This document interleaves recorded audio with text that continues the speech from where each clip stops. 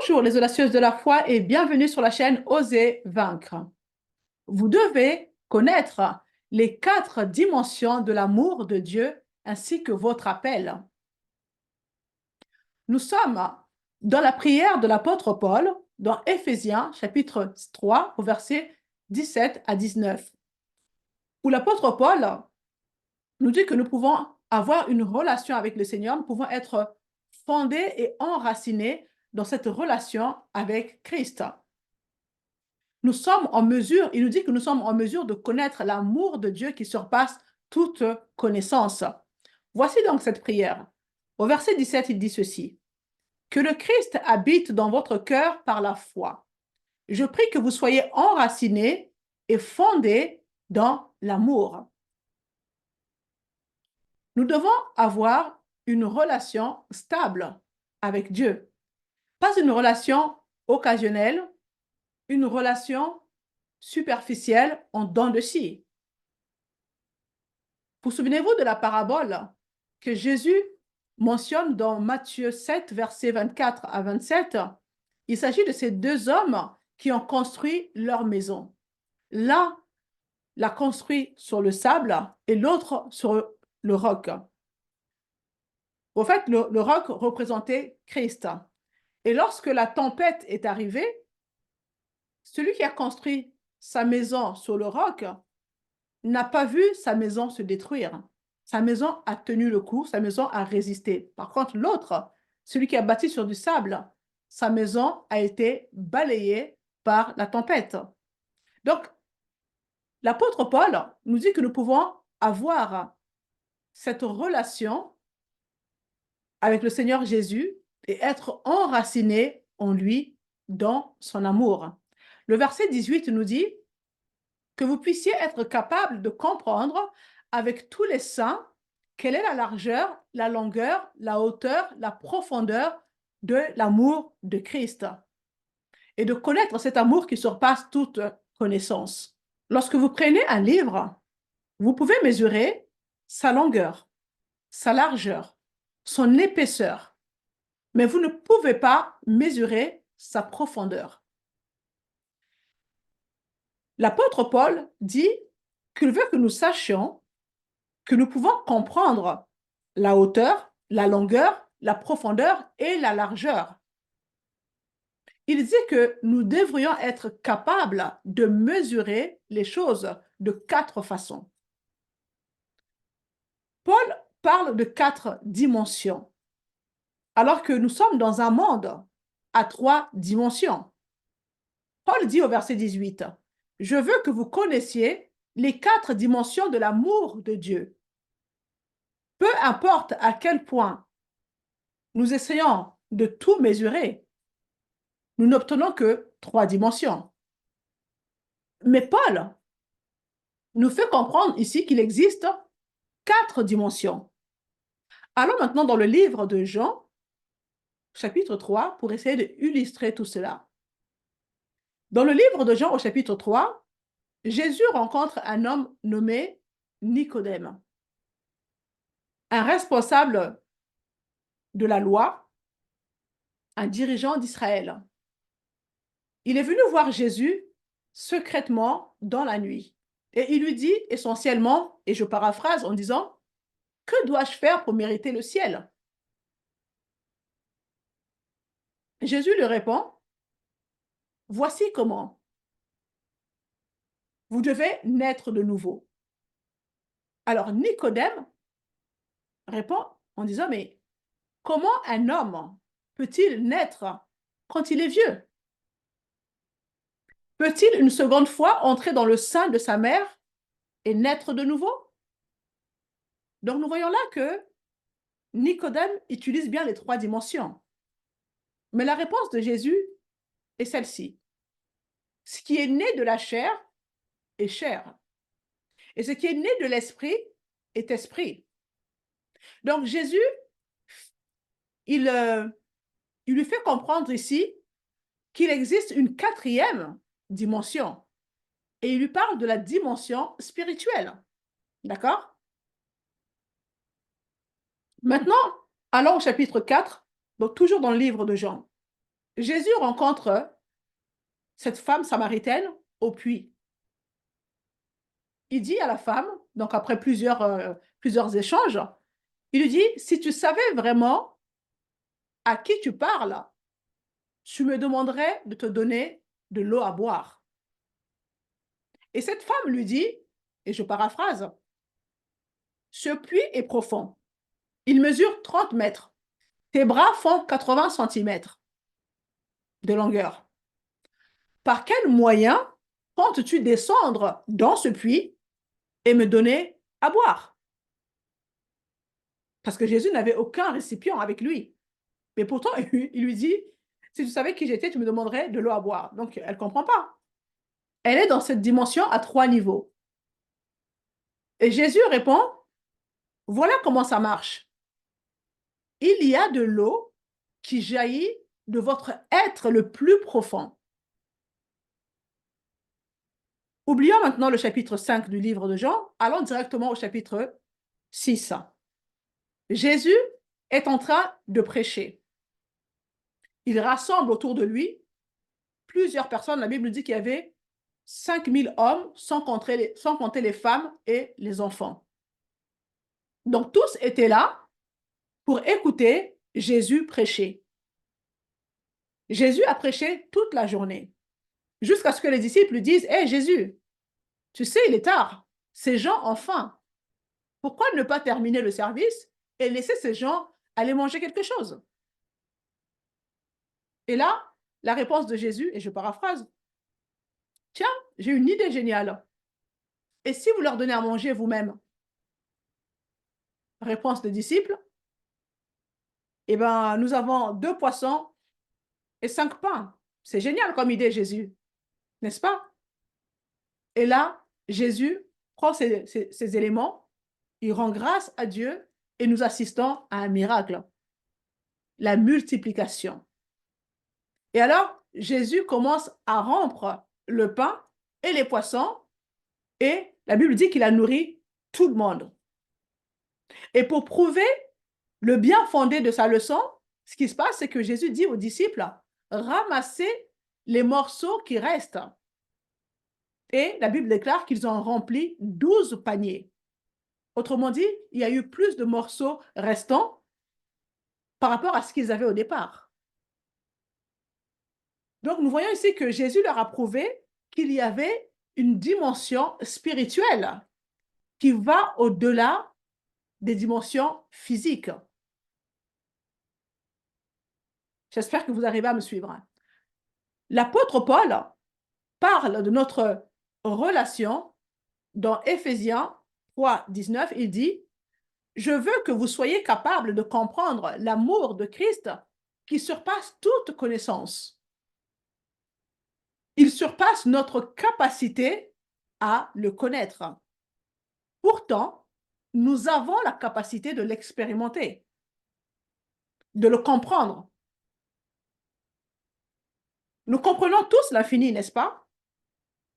De la même manière, il y a 2 nombres qui nous est impossible de décrire. Il y a l'infini et il y a la Trinité. Lorsque vous arrivez au point de savoir s'il y a 3 ou un seul, et là, il est impossible pour notre cerveau humain de comprendre la Trinité. Mais pourtant, dans nos cœurs, nous le vivons. Nous l'expérimentons dans nos cœurs. Nous expérimentons la présence du Père, la présence du Fils et la présence du Saint-Esprit. C'est réel dans nos cœurs, mais pourtant notre cerveau n'arrive pas à le comprendre. Notre cerveau ne le comprendra jamais, mais nous faisons l'expérience de l'infini dans nos cœurs. Nos cerveaux ne seront jamais capables de comprendre tout cela. Et c'est ce que l'apôtre Paul nous dit. Voici la relation que vous allez avoir avec Dieu. Vous ne pourrez jamais la mesurer par les 4 dimensions, mais vous en ferez l'expérience. Lorsque nous en faisons l'expérience, cela nous donne une position d'autorité dans la vie, une position d'autorité dans tout type de conflit dans lequel nous pouvons nous trouver. Maintenant, allons dans le livre d'Éphésiens, toujours au chapitre 4, où l'apôtre Paul commence par dire, « Je vous encourage, donc moi le prisonnier, dans le Seigneur, à vous conduire d'une manière digne de l'appel que vous avez reçu. » Beaucoup d'enfants de Dieu se posent cette question. Quel est donc mon appel? Et d'autres disent, moi, je suis missionnaire, je suis appelé à être missionnaire, moi, je suis appelé à être évangéliste, moi, je suis appelé à être pasteur, enseignant, etc., prophète. Mais comprenez ceci, ce n'est pas votre vocation. Ce n'est pas votre vocation. Parce que si c'était le cas, l'apôtre Paul n'aurait pas écrit cette lettre comme il l'a fait. Car il dit, dans Éphésiens 4, versets 1 à 4, il dit ceci. « Je vous encourage donc, moi le prisonnier, dans le Seigneur, à vous conduire d'une manière digne de l'appel que vous avez reçu. En toute humilité et douceur, avec patience, supportez-vous les uns les autres dans l'amour. Efforcez-vous de conserver l'unité de l'esprit par le lien de la paix. Il y a un seul corps, un seul esprit, et même que vous avez été appelés à une seule espérance par votre vocation. » Je laisse exprès ce passage affiché afin que vous puissiez prendre le temps de le relire.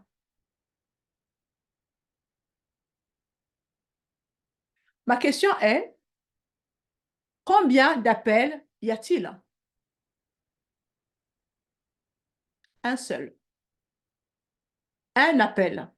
Et cet appel n'est pas de faire de quelqu'un un pasteur, un missionnaire, un évangéliste, etc.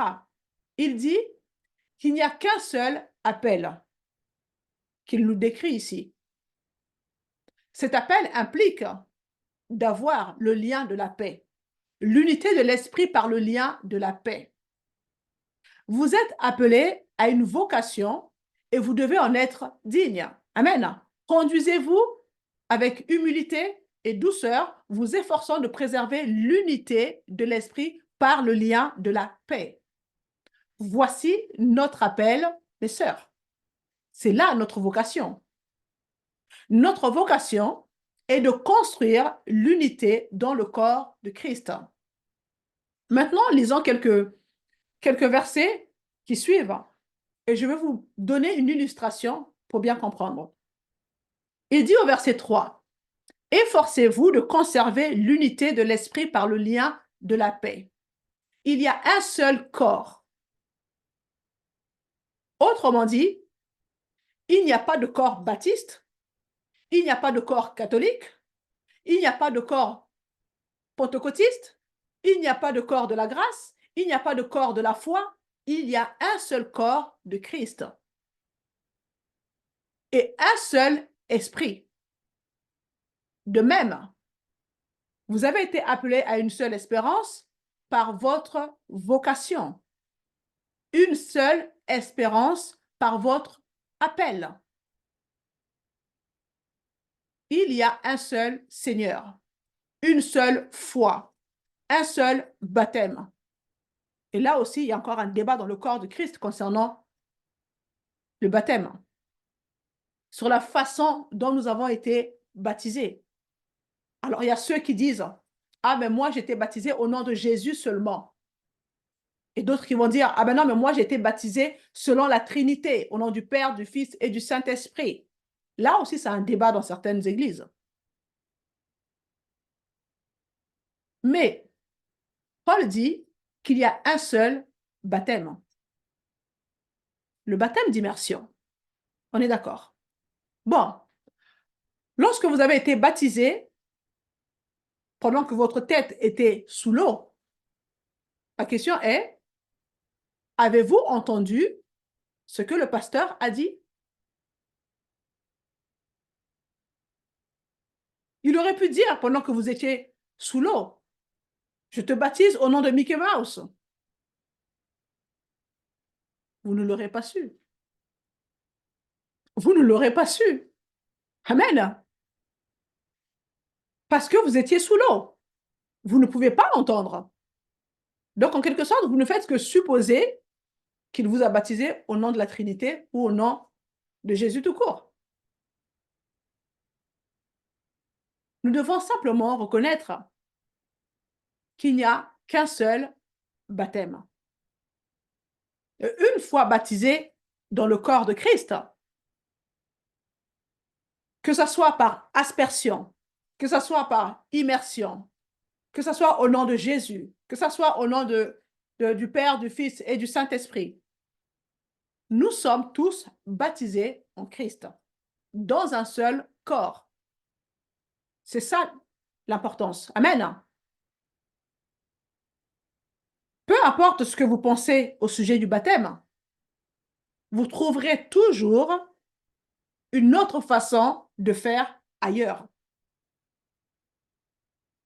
Alors, reconnaissons simplement que notre objectif est de construire l'unité dans le corps de Christ et non de créer des divisions pour des sujets qui n'en valent pas la peine.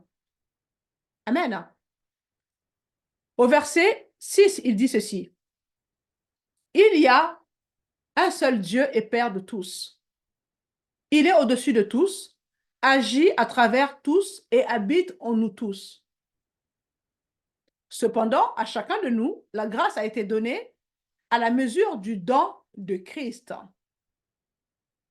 La grâce en vous est en proportion directe du don de Christ.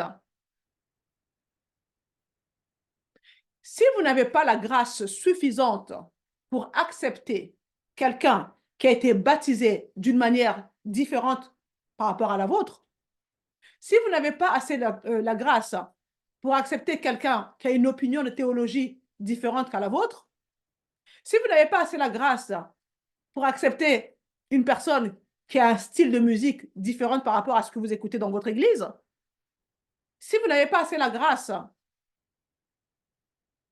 d'accepter une personne qui a une vision différente à la vôtre, si nous nous divisons pour tout et n'importe quoi, alors il est dit que la grâce qui est en vous, qui est en moi, est en accord avec le don que nous avons reçu de Christ. Peut-être que le don de Christ en nous ne fonctionne pas assez bien. Parce qu'en proportion directe du don de Christ en nous, nous pouvons avoir la grâce pour accueillir les autres et de les faire entrer dans le corps du Christ. Restons dans l'unité du corps. Et c'est cela notre appel. Je suppose que vous savez à quoi ressemble un bouclier. Si ce n'est pas le cas, je vous invite à regarder sur Google, regarder sur les images, et vous verrez à quoi ressemble un bouclier. L'armée romaine utilisait des boucliers imbriqués. Et c'est pourquoi c'était une armée qui était puissante. Je vous invite à faire fonctionner un petit peu votre imagination pour visualiser l'image que j'essaie de vous décrire ici.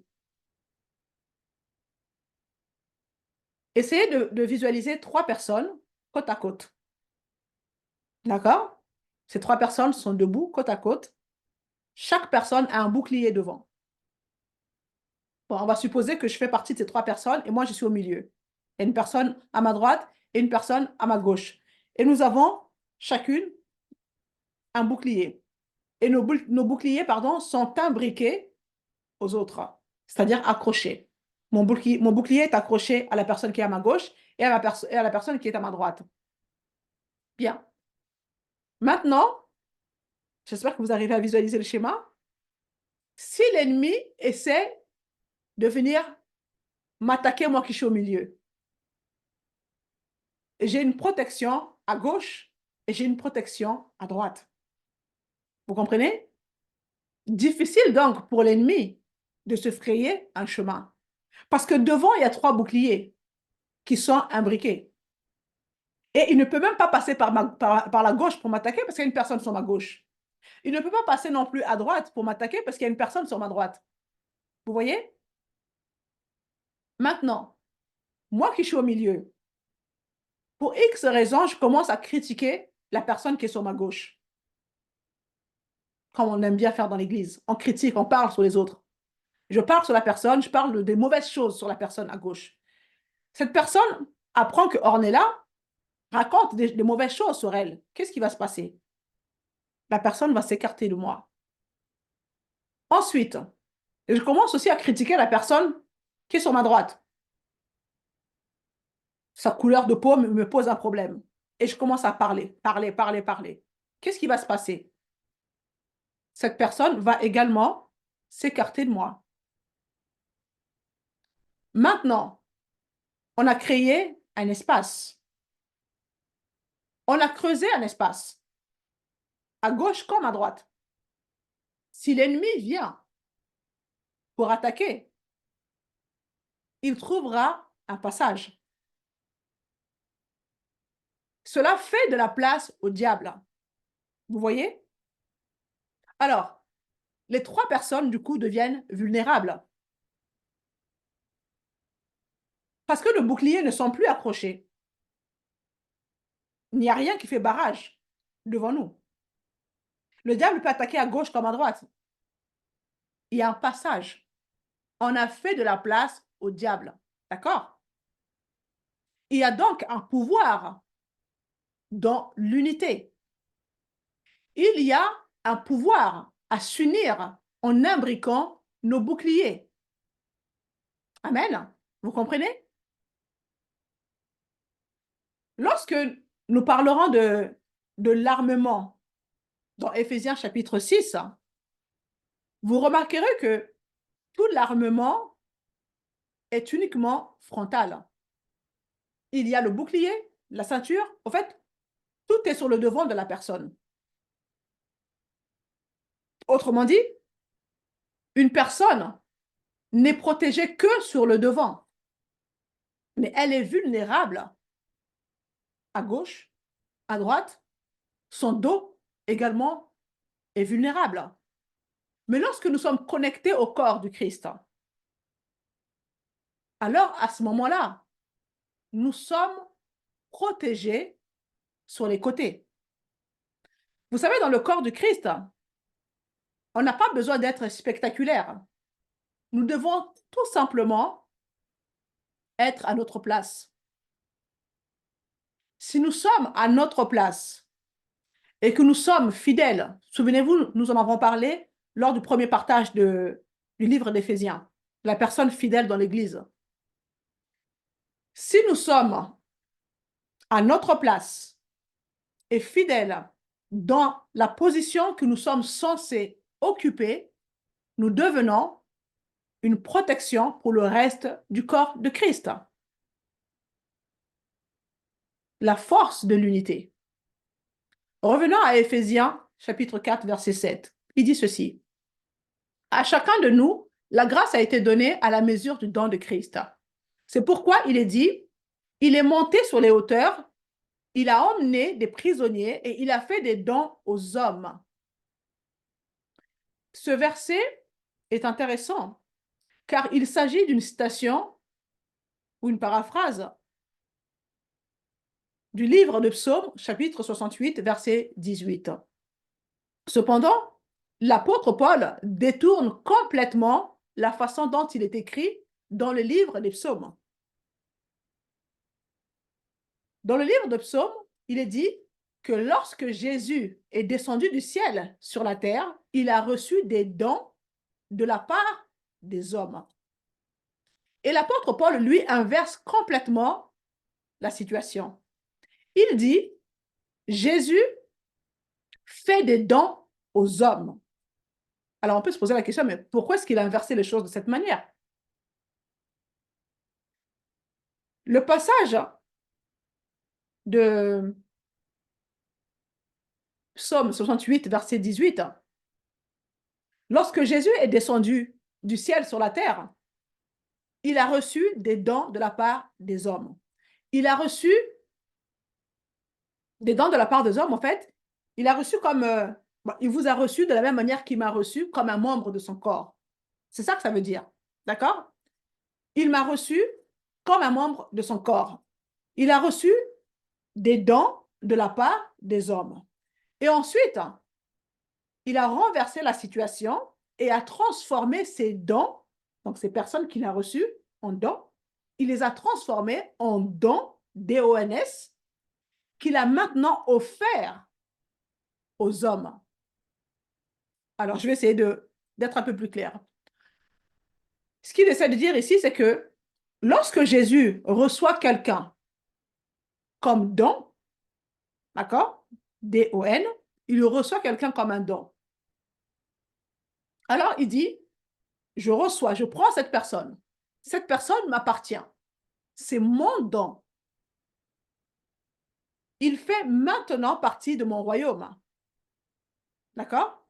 Mais je vais faire de lui un apôtre. Vous me suivez? Il le rend donc au corps de Christ en tant qu'apôtre. Il reçoit quelqu'un d'autre comme un don. Il dit, je reçois cette personne comme mon don. Cette personne appartient à mon royaume. Cette personne fait partie de moi maintenant. Alors, maintenant, je vais le rendre au corps de Christ, qui est l'Église, n'est-ce pas? Je le rends en tant que prophète. Et ainsi de suite. Il reçoit un autre, il le rend au corps de l'Église, au corps de Christ, qui est l'Église. Il le rend en tant qu'évangéliste, en tant que pasteur, en tant qu'enseignant, etc. Vous comprenez un petit peu ce qui se passe? Donc, Paul dit que Jésus a fait des dons aux hommes. Des dons qu'il a donnés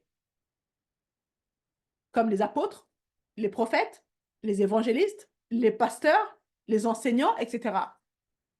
Et donc, pourquoi est-ce qu'il fait cela?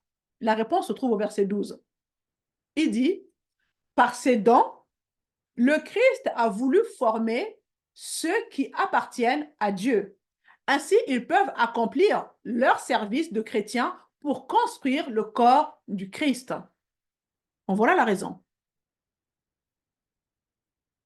La raison pour laquelle des hommes et des femmes occupent des postes de leadership au sein du corps de Christ, c'est pour perfectionner les saints. C'est pour accomplir l'œuvre du ministère et pour édifier le corps de Christ.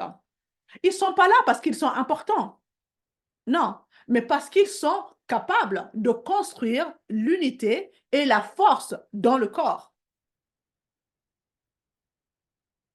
J'espère que ça devient un peu plus clair. Comme je l'ai dit dans la vidéo précédente, il y a une différence entre être un simple soldat et faire partie de l'armée. Dans le livre d'Ézéchiel, chapitre 37, il y a une histoire intéressante. Il y a une vallée remplie d'ossements desséchés. Vous vous en souvenez, j'espère.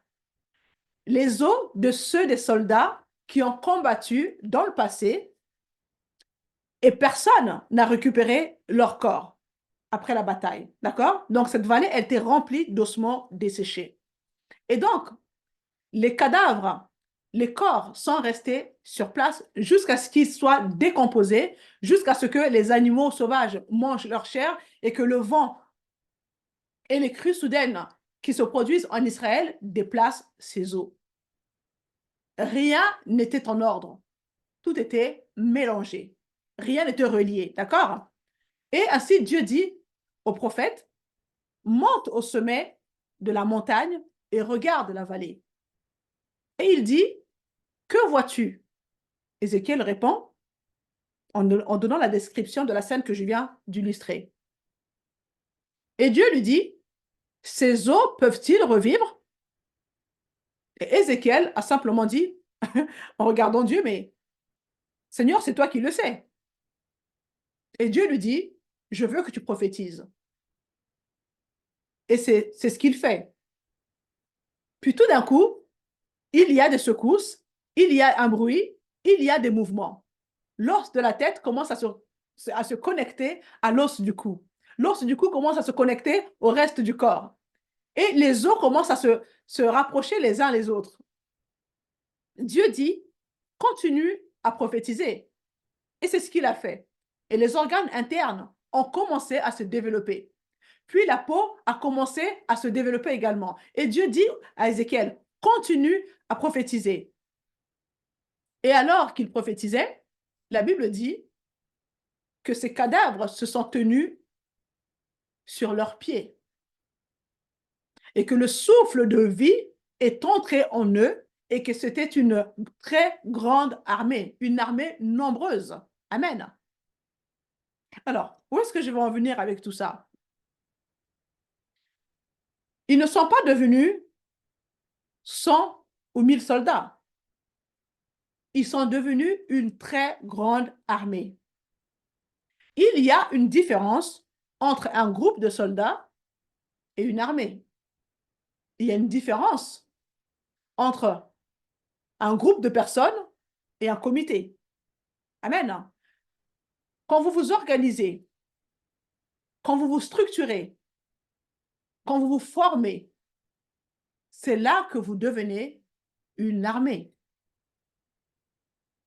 Et c'est la raison pour laquelle Dieu nous dit que je vous ai donné des apôtres, des prophètes, des évangélistes, des enseignants, des pasteurs, etc.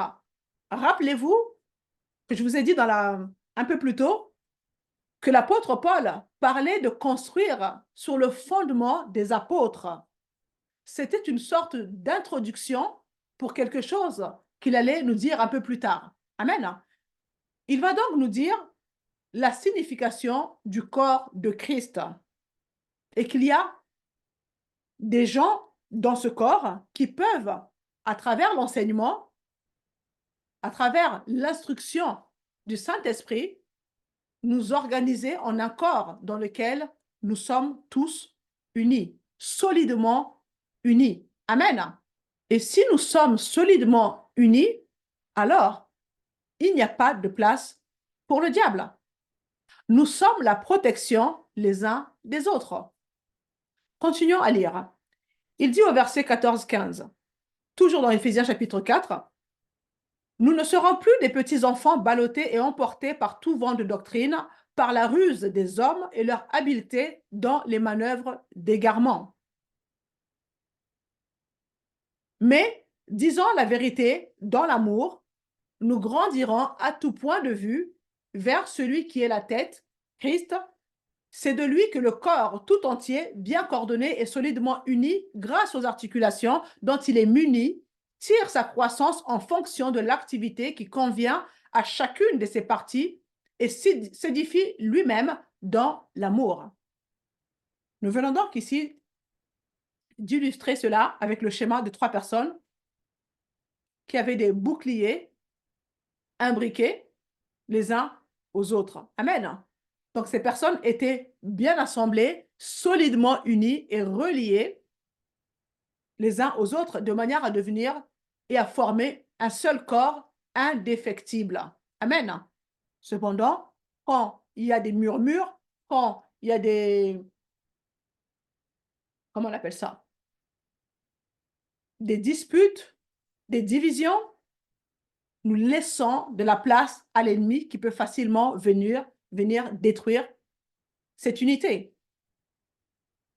Maintenant, passons au verset 27. Il est dit ceci. « Ne laissez aucune place au diable. » Les commérages, ça laisse de la place au diable. Ensuite, si vous lisez le verset 30, il est dit « N'attristez pas le Saint-Esprit de Dieu par lequel vous avez été scellés pour le jour de la rédemption. » Donc, il dit clairement que tout ce qui se passe dans notre vie spirituelle, lorsque nous nous unissons, profite au combat spirituel, à la défense spirituelle, à l'attaque spirituelle et à la protection spirituelle. Donc, il nous dit, ne laissez aucune place au diable. Il évoque le côté négatif, le diable qui essaie de nous faire du mal, puis il ajoute, et dans ce processus, veillons à ne pas attrister le Saint-Esprit. Et comment attriste-t-on le Saint-Esprit? Lorsque le Saint-Esprit veut que vous disiez quelque chose et que vous ne le dites pas. Lorsque le Saint-Esprit ne veut pas que vous disiez quelque chose, que vous le dites quand même. Lorsque le Saint-Esprit veut que vous fassiez quelque chose et que vous ne le faites pas, cela attriste le Saint-Esprit. Et étrangement, je ne sais pas si je peux dire étrangement, mais nous le ressentons dans nos propres cœurs. Nous le ressentons. Lorsque nous faisons quelque chose qui n'est pas en accord avec le Saint-Esprit qui est en nous, nous le ressentons dans notre cœur. Soyons honnêtes. Nous le ressentons. Nous reconnaissons à chaque fois que nous faisons quelque chose qui est contraire à ce que le Saint-Esprit essaie de faire. Pourquoi? Le témoignage intérieur nous le fait ressentir. Pourquoi? Parce que le Saint-Esprit essaie de sceller nos vies pour nous identifier en tant que chrétiennes. Lorsque nous ne sommes pas à la hauteur de ce qu'il essaie de faire dans nos vies, alors nous avons ce sentiment d'avoir entravé le travail du Saint-Esprit. C'est une question de reconnaissance spirituelle. Nous ne voulons pas donner de la place au diable, bien évidemment. Nous voulons toujours donner de la place au Saint-Esprit pour qu'il puisse faire ce qu'il veut de nos vies.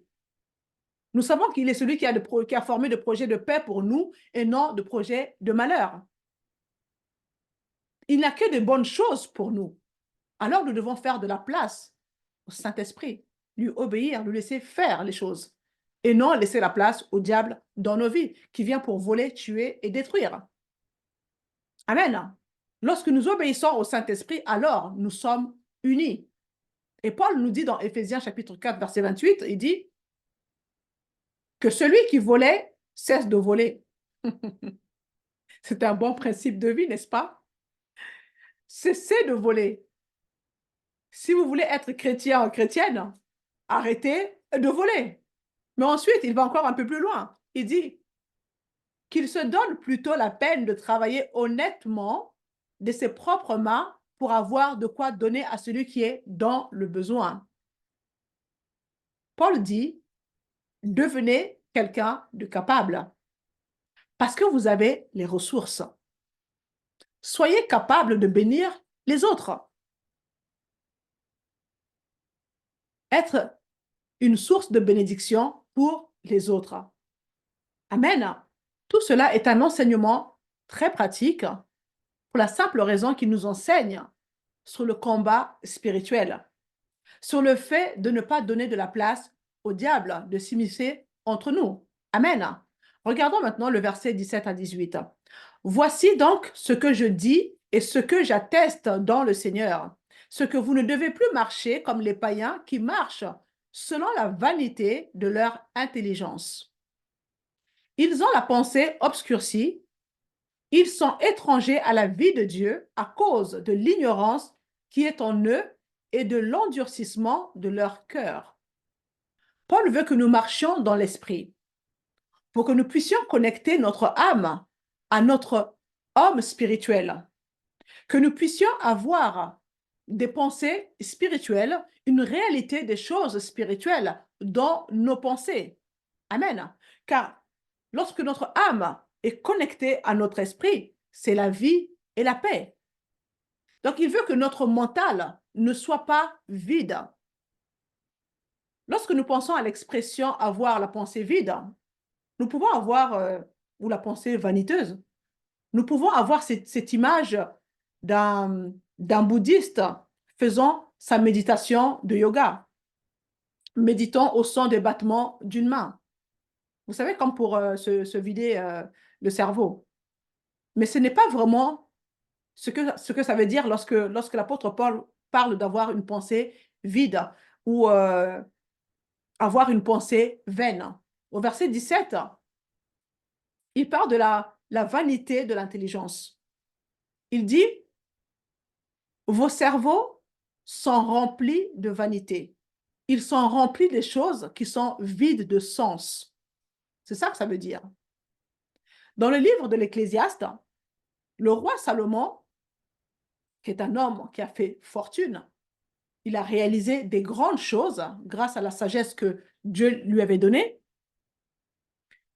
À la fin de sa vie, il dit que tout ce qu'il a fait, c'était que de la vanité. Il fait référence à toute la fortune qu'il a amassée. C'était un homme qui a réalisé énormément de choses, mais il dit que tout ce qu'il a fait était dénudé de sens. Et pourtant, Salomon nous parle de sa vie entière dans les Ecclésiastes. Il fait part de toutes ces choses dans lesquelles il était impliqué, que ce soit dans la politique, dans les affaires. Il a créé il a créé des affaires, il a bâti des entreprises. C'est un homme qui a vécu, l'homme le plus riche qui ait jamais vécu sur la terre d'ailleurs. Mais lorsqu'il fait, à la fin de son discours, euh, il fait une conclusion de tout ce qu'il a pu bâtir, tout ce qu'il a pu faire, que ce soit dans la politique, dans l'éducation, dans tout ce qui est familial, etc. Il dit tout simplement que c'était de la vanité. C'était de la vanité. Les relations familiales, c'était de la vanité. L'éducation, c'était de la vanité. La politique, c'était de la vanité. Les empires qu'il a construits, c'était de la vanité. Tout ce qu'il a fait, il considère que c'était que de la vanité. Pourquoi? Lorsqu'on parle d'une pensée vaine, cela ne signifie pas que c'est une pensée qui est vide. Une pensée vaine peut être une pensée qui a réussi. Une pensée qui réussit peut être une pensée vaine. Pourquoi? Parce qu'aujourd'hui, vous pouvez construire des industries, construire plein de choses, transférer des finances, avoir beaucoup, beaucoup, beaucoup d'argent. Mais à quoi bon si ce n'est pas les vraies valeurs et le vrai cœur de Dieu? C'est à ça qu'il fait allusion lorsqu'il parle de la vanité. Donc l'apôtre Paul lui-même aussi a reconnu dans le livre de Philippiens, chapitre 3, versets 7 à 9, il parle de ses accomplissements, parce que c'était un homme érudit, c'était un homme qui avait beaucoup de qualités, mais et pourtant, il dit que toute sa valeur et toutes ses accolades, tout ce qu'il a pu emmagasiner comme connaissance, il dit que, mais ces choses, ces qualités que je regardais comme un gain, maintenant je les considère comme une perte à cause du Christ. Il dit, je considère même toutes ces choses comme une perte en comparaison de ce bien suprême, connaître Jésus-Christ, mon Seigneur, pour qui je me suis privé de tout avantage personnel. Je considère tout cela comme des déchets afin de gagner le Christ et d'être parfaitement uni à lui. Vous entendez? Autrement dit, la seule chose qui importe dans la vie, c'est de connaître Christ et de poursuivre cette relation avec lui. Donc, il dit, ne soyez pas vains dans vos pensées. Ne soyez pas obsédés par toutes ces autres choses. Comme il dit dans Éphésiens 1, 17 à 18, vous devez vous concentrer pour avoir un esprit de sagesse, un esprit de révélation et que les yeux de votre compréhension soient éclairés. Éphésiens 4, 18, il dit, ayant la compréhension obscurcie, étant éloignés de la vie de Dieu à cause de l'ignorance qui est en eux, à cause de l'aveuglement de leur cœur. Nous, nous voulons que nos cœurs soient éclairés, que nos cœurs reçoivent la vue, afin que nous puissions comprendre qui nous sommes en Christ. Puis dans les versets suivants, il parle de toutes les situations dans lesquelles les gens se trouvaient. Eux qui s'étaient livrés à des plaisirs de la chair, la pudicité, un mélange de paresse, toutes ces choses qui ne glorifient pas Dieu. Mais au verset 25, il dit, alors, ne mentez plus. Chacun doit dire la vérité à son prochain parce que tous ensemble, nous faisons partie d'un même corps. Vous entendez? Et ensuite, il dit, soyez en colère et ne péchez pas. Ne laissez pas le soleil se coucher sur votre courroux. Ne donnez pas non plus place au diable, que celui qui volait ne vole plus. Il nous donne ici une approche de la vie en 3 étapes. Premièrement, changer notre façon de parler, le langage. En tant que chrétienne, nous devons avoir un langage approprié. Deuxièmement, changer la source de nos émotions. Et enfin, il dit, nous devons changer également nos actions. Très intéressant, le livre d'Éphésiens. Il est vraiment extraordinaire, ce livre. J'espère que cela vous aide à mieux comprendre ce livre d'Éphésiens. Il est court, mais cependant, il y a tellement de révélations dedans.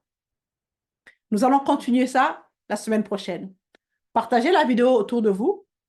Abonnez-vous si ce n'est pas encore fait, afin de ne rien manquer. Et je vous dis à la semaine prochaine.